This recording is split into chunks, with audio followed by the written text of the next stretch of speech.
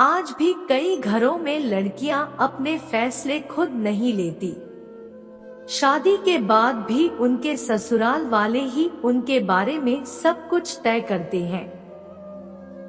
कौन से कपड़े पहनने हैं, किससे दोस्ती करनी है, यहाँ तक कि मायके कब जाना है। शादी में कन्यादान करने का मतलब यह नहीं होता कि घरवालों ने अपनी बेटी को पराया कर दिया या दान ही कर दिया।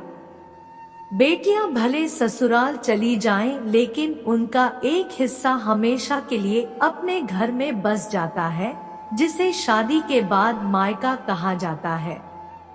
ससुराल के प्रति जिम्मेदारी निभाने का यह मतलब नहीं होता कि कोई लड़की अपने माता पिता या भाई बहन को भूल जाए। अक्सर आपने देखा होगा या सुना होगा कि भले कुछ घंटों के लिए सही, अगर लड़की का मायका एक शहर में हो तो वह छिपकर अपनों से मिलने हैं। कई बार ऐसा भी होता है कि किसी ससुराल वाले बहू की विदाई नहीं करते और उसे अपने मायके गए हुए सालों बीत जाते हैं। ऐसे में दूर रहते हुए जब भी उसे मौका मिलता है तो वह छुपकर घरवालों से मिलने आ जाती है। शायद आपको लगे कि इस जमाने में ऐसा कौन करता है, तो यह जानकर हैरानी होगी कि आज भी ऐसे लोग हैं जो पुराने ख्यालातों वाले होते हैं, जिनके घर की महिलाओं के लिए पाबंदियां होती हैं, जिनके बिना मर्जी और बिना परमिशन के बहुएं मायके नहीं जा सकती। कई लोगों के घरों में तो यह भी तय होता है कि एक साल में कितनी दफा बहू मायके जाएगी।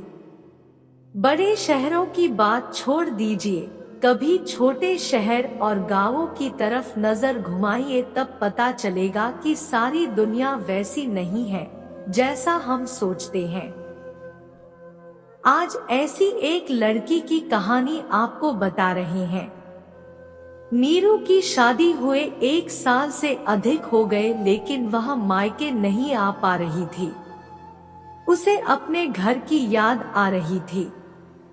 ऐसा नहीं है कि उसके ससुराल में कोई कमी थी, लेकिन नए रिश्ते मिलने से पुराने रिश्ते, वो भी अपने घरवालों को ही भूल पाता है। क्या वह माँ को फोन पर कहती, मम्मी घर आना है, मुझे सबकी याद आती है, मैं सबको बहुत मिस करती हूँ। लेकिन नीरू की मम्मी जब भी उसकी सासू माँ से उसे घर बुलाने की बात करती तो वह कोई ना कोई बहाना बनाकर मना कर देती, क्योंकि वह बहुत ज्यादा पाखंडी विचारधारा वाली है।